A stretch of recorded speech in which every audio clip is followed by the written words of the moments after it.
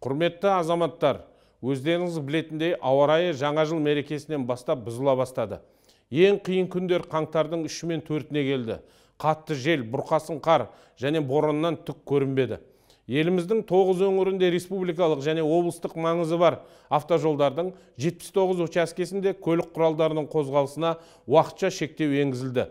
Осы жағдайларда полиция қызметкерлері авариялық құтқару және жол қызметтерімен бірлесіп қауіпсіздікті қамтамасыз ету үшін автокөліктің қауіпті жол учаскелеріне шығуына жол бермеу бойынша шаралар қабылдады. Өз кезегінде жекелеген жүргізушілер полиция блок бекеттерінде енгізілген осы қозғалысты шектеу шараларын елемей, қауіпті жол учаскелеріне өзінің және қасындағы жолаушылардың өмірі мен денсаулығына қауіп төндіре отырып шығып кетіп отырды.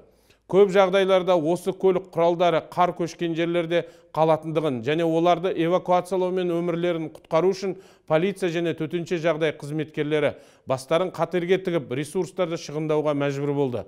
Жүргізушілердің көбі әрекеттерінің қауіптілігін сондай-ақ өздері үшін ғана емес, сонымен қатар жолаушылар үшін де жауапкершілікте екендіктерін түсінбейді. Мәселен, 4-5 қаңтарда Қарағанды облысының Балқаш қаласы маңында автожолдың ауа райының қолайсыздығына байланысты жабық учаскесінде 400-ден астам көлік құралдарында 1500 адамға дейін жиналып қалды. Тіпті осы учаскеде жоғары өтімді 5 автомашина қар үйіндісіне батып, кері қайтып отырды. Осыған қарамастан кейбір жүргізушілер полиция және әкімдік қызметкерлерінің заңды талаптарына өздерін агрессивті және дөрекі ұстап, балағаттауға жол беріп, күш қолдануға дейін барды. Жол жиегі арқылы өтпекші болған Hyundai Creta автокөлігінің жүргізушісіне қатысты полиция қызметкерлерінің заңды талаптарына бағынбаған үшін әкімшілік кодекстің 667 бабы бойынша әкімшілік хаттама толтырылды.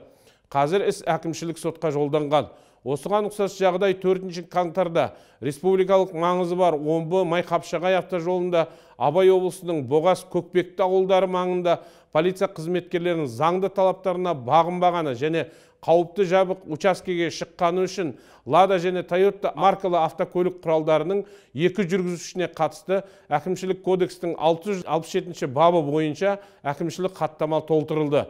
Ауа райы нашарлаған кезде SMS хабарламалар, интернет арналар және телерадио хабарларын тарату арқылы тұрғындардың автожолдардағы жағдайлар туралы уақытылы хабардар етілетіндігін атап өту қажет. Сөз соңында көлік құралдары жүргізушілерін тас жолға шыға берісте жапқан полицияның заңды талаптарына бағынбаған кезде Қазақстан Республикасының қолданыстағы заңнамасына сәйкес 30 айлық есептік көрсеткіш немесе 103.500 теңгеде айыппұлдан 15 тәулікке дейін әкімшілік қамауға алуға дейінгі әкімшілік жауапкершіліктің бар екендігін ескерткім келеді.